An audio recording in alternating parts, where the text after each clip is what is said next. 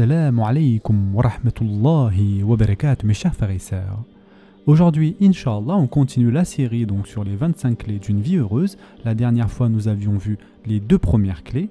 Et aujourd'hui, on va s'intéresser à la 3e clé qui correspond au fait de ne pas laisser donc la porte du si seulement si s'ouvrir. Si seulement si j'avais fait ça, si seulement j'avais fait ci, etc.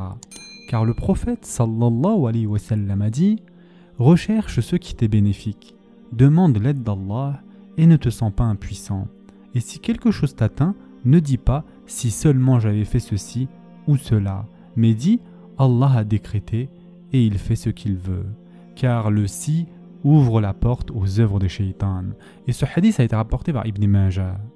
Il est tentant, mes chers frères et sœurs en islam, de repenser à nos erreurs passées et de se dire « si seulement j'avais agi autrement, ma vie serait meilleure aujourd'hui ». Mais ce genre de pensée est infructueux. Elle nous distrait de ce que nous pouvons réellement contrôler. Cela fait partie du plan du diable, nous détourner, nous attrister, en nous poussant bien sûr à ruminer le passé. Il veut que nous soyons tellement submergés par les regrets que nous ne voyons plus les bénédictions devant nous, ni le chemin vers l'avenir. Tout ce que nous voyons, ce sont les remords du passé. Mais le passé est le passé, et personne ne peut le changer. La seule voie possible est de se concentrer sur la construction d'un avenir meilleur. Il est inutile, mes chers frères et sœurs en islam, de s'obséder sur ce qui est déjà révolu. C'était ton destin, et cela devait arriver.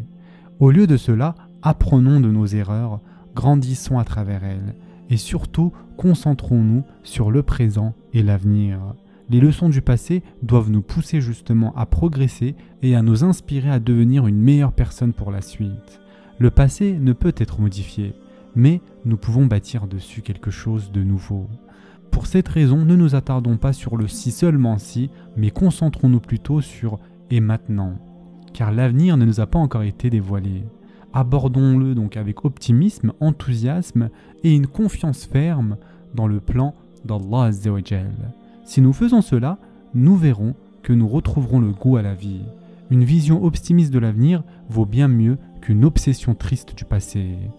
Mes chers frères et sœurs en islam, le prophète sallallahu alayhi wa sallam a aussi dit « Sache que ce qui t'a manqué et que tu n'as pas pu atteindre ne t'était pas destiné, et que ce qui t'a atteint ne pouvait pas te manquer. » Et ce hadith a été rapporté dans les 40 hadiths de l'imam al-Nawawi. Mes chers frères et sœurs en islam, la 4e clé est liée directement à ce que nous venons de dire, et c'est le fait d'avoir des bonnes pensées à propos d'Allah subhanahu wa ta'ala. En effet, le messager d'Allah sallallahu alayhi wa sallam a dit « Allah a dit « Je suis tel que mon serviteur pense de moi, et je suis avec lui lorsqu'il se souvient de moi. » Et ce hadith a été rapporté par Bukhari. Donc, mes chers frères et sœurs en islam, que pensons-nous réellement de notre Créateur ? Le considérons-nous comme un Dieu vengeur et en colère, prêt à nous punir pour chacun de nos péchés ? Ou le voit-on comme un Dieu miséricordieux et aimant, cherchant des raisons de nous pardonner et de nous accueillir dans son paradis ? La manière dont nous voyons notre Créateur influence notre manière de vivre et notre bonheur global. Dans certaines cultures, on insiste trop, dès l'enfance malheureusement, sur la colère, sur le châtiment d'Allah subhanahu wa ta'ala. Cela engendre chez les enfants une peur excessive et malsaine d'Allah Azza wa Jal, qui n'est pas fondée sur l'amour d'Allah subhanahu wa ta'ala. Ils voient leur Créateur comme un Dieu sévère, toujours prêt à punir, et vivent dans la crainte constante de commettre la moindre erreur. Mais ce n'est pas ainsi que l'islam décrit le Créateur. L'islam nous enseigne au contraire à avoir une attitude saine et équilibrée envers Allah Azza wa Jal.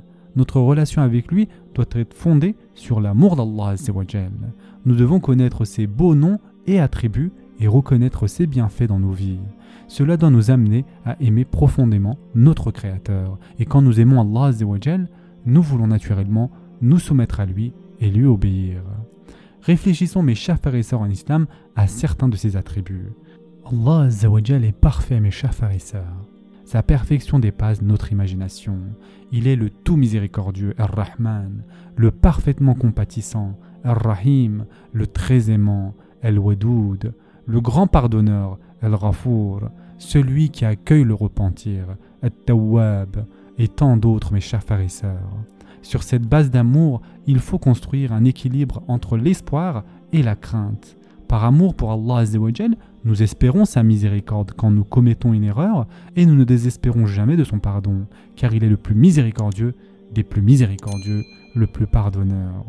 Mais parce que nous l'aimons tant, nous craignons aussi de le décevoir et de ne pas l'adorer comme il le mérite. Cette crainte saine nous éloigne des péchés et nous pousse à nous repentir lorsque nous trébuchons. Développons donc cet équilibre sain entre l'espoir et la crainte, enraciné bien évidemment dans l'amour qui est essentiel pour entretenir une bonne relation avec Allah Azza wa Jal. Lorsque nous avons de bonnes pensées à propos d'Allah Azza wa Jal, nous vivons avec plus d'optimisme, de bonheur et de paix intérieure. Nous savons qu'Allah Azza wa Jal nous protège et prend soin de nous, même dans les moments difficiles. Cela devient donc une force pour traverser les épreuves de la vie. Redressons donc notre vision de notre Créateur en étudiant ses noms et ses attributs. Et c'est là que lorsque nous découvrons sa majesté et sa grandeur et que nous l'aimons pour sa perfection, nous découvrirons en nous la paix intérieure et le vrai bonheur. Le véritable bonheur commence par réparer notre relation avec celui qui compte le plus, notre Créateur, Allah Azza wa Jal. Allah nous a créés pour que nous l'adorions. Alors adorons-le de la meilleure des manières et que cette adoration soit le moyen d'accéder à notre bonheur véritable. Et enfin, pour terminer pour aujourd'hui, mes chers frères et sœurs en islam, nous allons voir la 5e clé, qui est le fait d'accepter que la vie est une épreuve en soi. Et en effet, Allah Azza wa Jal dit dans le Coran, « Nous avons placé ce qu'il y a sur la terre pour l'embellir, afin d'éprouver les hommes et afin de savoir qui d'entre eux sont les meilleurs dans leurs actions. Puis, nous allons sûrement transformer sa surface en un sol aride. » Surat Al-Kahf, versets 7 et 8. Mes chers frères et sœurs en islam, ce verset est très explicite. La vie est une épreuve. Elle n'est pas censée être facile tout le temps. Le paradis est le lieu du repos éternel et du soulagement permanent. Mais pour y accéder, nous devons passer les épreuves de la vie ici-bas. Une fois que l'on accepte que la vie est une épreuve, il devient plus facile de faire face à la réalité et d'avoir des attentes réalistes vis-à-vis de ce bas monde. L'islam ne promet nullement une vie facile, riche ou prospère à celui qui suit le droit chemin. La croyance selon laquelle la piété mène automatiquement à la richesse et à une vie sans souffrance, qu'on appelle parfois l'évangile de la prospérité, n'est pas une doctrine islamique. Au contraire, on nous enseigne que chaque croyant sera éprouvé de différentes manières pour déterminer sa sincérité. La clé du bonheur éternel est de réagir à ces épreuves de manière à plaire à Allah subhanahu wa ta'ala. Et le Coran regorge de rappels que la vie est une épreuve. Et en effet, Allah Azza wa Jal dit dans le Coran, très certainement, nous vous éprouverons par un peu de peur, de faim et de diminution de biens, de personnes et de fruits. Et fait la bonne annonce aux endurants qui disent, quand un malheur les atteint, certes nous sommes à Allah et c'est à lui que nous retournerons.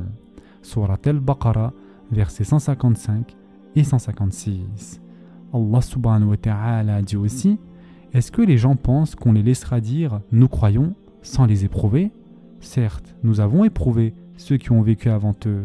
Ainsi Allah connaît ceux qui disent la vérité et ceux qui mentent. Surat Al-Ankabut, versets 2 et 3. Ce message est répété dans plusieurs hadiths où le prophète sallallahu alayhi wa sallam nous avertit que les personnes les plus durement éprouvées sont celles qui sont les plus proches d'Allah Azza wa Jal, et que chaque personne est testée selon le niveau de sa foi.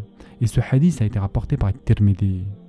Mes chers frères et sœurs en islam, mais si la vie est une épreuve, cela signifie-t-il que nous ne pouvons jamais être heureux ici-bas?